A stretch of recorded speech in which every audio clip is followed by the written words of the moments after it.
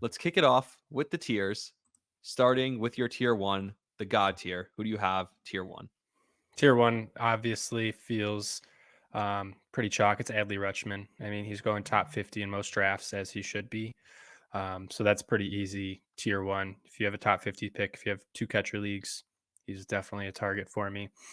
Um, Tier two, I Do you call think the he's the clear cut favorite? Like no one close for Adley? oh I yeah. mean, the biggest thing to me is he's going to play like 160 games, um, or 155. That no other catcher does. So does that separate him in your mind, head and shoulders above everyone else? Because to me, I'm seeing as in an auction league, I'm seeing him going a dollar or two more than the next tier. When if he's that much better than everyone else, he should be like he's worth like $4 or $5 more than the next tier. Do you think the gap is that big between is it Adley and everyone else? Yeah. This is why we're I doing the would be tiers first so that we actually discuss sure. it unlike Yeah. previous episodes. I would definitely be willing to pay $4 or $5 for Adley more. Again, I don't play in too many auction leagues, so it's a little bit more difficult. But I mean, their ADP between Adley and JT right now is about 20 picks for NFBC. So I don't know what that equates to in dollars, but probably a couple dollars. I'm surprised it's one. But Adley playing on a good team. I mean, I know JT also plays on a good team, but I think Baltimore is going to be a better team. They have a phenomenal offense. He, like you said, he's going to play every day. Yeah, I think it's Adley by a good head and shoulders. All right. Your second tier, you have the upper echelon, and you got two people in that tier. Who are those two? Yeah, just the next two, JT. I wrote JT. Should have wrote. Yeah, Real whatever. Muto. Yeah, either one doesn't matter. JT Real Muto and William Contreras are my upper echelon, and these guys are pretty. I don't want to say interchangeable because they bring different skill sets, but they're probably costing the same in auction leagues. They're going 5 picks apart in NFBC drafts. Like Wilson's going about pick 75 on average. JT's going about 71. But then in the draft I'm in right now, William Contreras actually went a few picks before JT Real Muto. So pretty interchangeable depending on your build there. But I do think that's kind of a second tier of With guys as right there. with as young as William Contreras is, do you think there's a chance he could take over Adley? I know they're both young, but for that number one catcher spot, if you look at just statistically, their numbers are close, and William also plays a lot of games. Do you think that that's the type of thing where it's even debatable? William Contreras is actually really good. Yeah, I absolutely could see a world where that happens, and I'm gonna try to look up. I mean, he was the number one fantasy catcher last year, so I mean that's pretty huge, right? He hits the ball well. He doesn't bring any speed, which is fine for the catching sake. The only reason why it might be tough um, is just because I think Adley overall has better raw tools, and giving himself another year, I think he's only going to get better. Adley is, and so I think not only is Adley just slightly above, but I think he's going to get better. So Wilson would have to really level up in order to catch Adley. Plus, team context again, if we are going to take that into consideration, I was I about to mean, say the yeah, Orioles, I runs and think, are going to be really RBIs. good. That lineup Mhm. is young. They're getting better. All right. Tier three, the mid echelon. You got a bunch of people here. Who do you have? Yeah, this one feels pretty big. I do think it starts with Will Smith, though, with the Dodgers. The only reason and the only thing holding him back from that upper echelon is just the signing of Shohei Otani. Like, he's not going to get the at bats that we want him to and that we've been relying Yep. on him to. But it's sad because his underlying stuff for years has been phenomenal, but it's never quite caught up with what we were hoping he would be. So Will Smith definitely leads off this tier of tier three, but I do think he falls in because he could slip without the playing time. I also have Cal Raleigh, Yainer Diaz, Wilson Contreras, and Sean Murphy in this tier as well. A bunch of guys, Yainer and Cal Raleigh bring power. Um, Wilson Contreras, Sean Murphy bring power, probably some counting stats as well. So just like a bunch of guys that do everything pretty well. Yanner And in a there's great lineup obviously, also. Mhm. We talk about that a lot. Yep.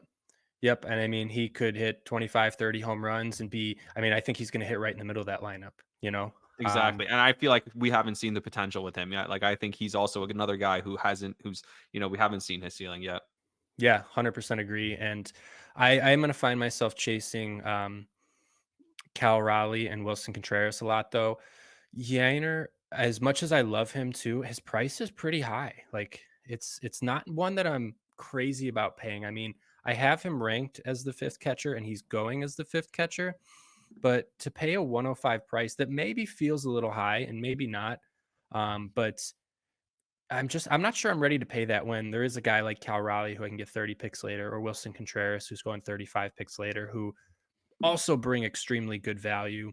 Um, and Yainer, for as much as I love him and as much as I think he's going to do great things, he does strike out quite a bit. He doesn't walk a whole lot. So, there is some possibility that he doesn't fulfill a potential, 30 home run bat immediately, right? Like the MLB's tough, right? So Yeah. Oh, for there's a sure. chance for that. We've seen that out of Cal Raleigh and Wilson, though. So give me those discounts.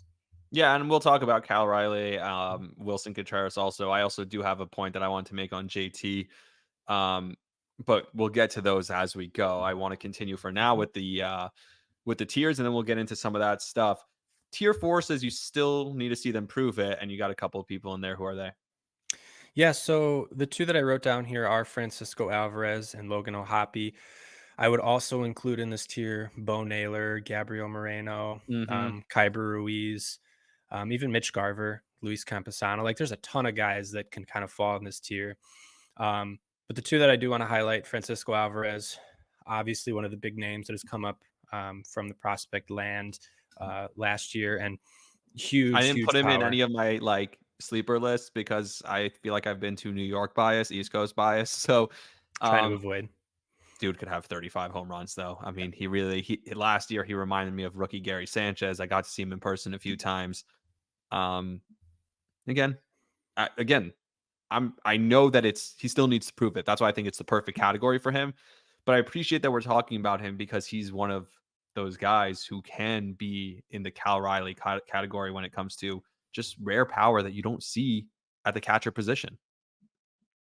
Yeah, yeah, you're absolutely right. And I think a lot of people harp on him for, oh, he's gonna have a low batting average, like it's gonna come with a terrible batting average. But honestly, if you draft correctly, like that's not gonna kill your batting average. Like you can afford to take a few of these guys who are just gonna hit bombs because Especially that's when you're just looking at catcher. Yeah, Mhm. it's not typically like one of the deeper positions. Now, that's the next place I want to go. Do you find catcher to be deeper this year than it's ever been? Because I think it is. If you look at those tiers, that's 1, 2, 3, 4, 5, 6, 7, 8, 9, 10 guys that you put in already that are all any of the if you get any of those 10, you're really happy with them. That's pretty deep for catcher. Yeah, I would say, I mean, there's obviously some question marks once you get past like 17, 18. But anywhere, any of literally the top 25-ish guys, like there's tons of talent out here. It's very deep. There's a lot of guys who are below that even who, have a chance. Like you mentioned Gary Sanchez, he just signed with Milwaukee. Like obviously he's not going to overtake William Contreras, but who knows? Like he could get some run time. He could find some spots at D or some, at bats at DH too. Maybe he has an impact. So I absolutely agree with you. A lot of these teams now, because catching is it's very difficult, right? And so there's a lot of catchers who are going to only play maybe 4 or 5 days or games a week. Plenty of opportunity for guys to jump in and have big weeks to You really help you. mentioned So that yeah, I you agree. you mentioned the games played. How important is it to maybe get one of those top guys who play so many games like an Adley and William? We'll see what happens with William this year, being that Gary Sanchez is there. But how important is it to get one of those guys who plays almost every day, whether it's at DH or catcher, because then you don't have to rely on picking up one of those second catchers in that 15 to 20 range. Yeah, it depends on your league size, right? I mean, if you are playing in a 12-team league or a 10-team league, I'm not really gonna I'm not gonna reach for a catcher. Like I'd give me Cal Raleigh or give me some of these guys at the bottom. I'll even take Francisco Alvarez or Logan O'Hoppe. I think they have, plenty of upside to offer. So, but if you're in a two catcher league or maybe anything bigger than 15, I'd probably make sure to get one of the top 10 to 15 guys because I don't want to be shuffling through catchers, as the season goes on. I would much rather have a little bit more of a lock there if I could, if in bigger leagues or two catcher.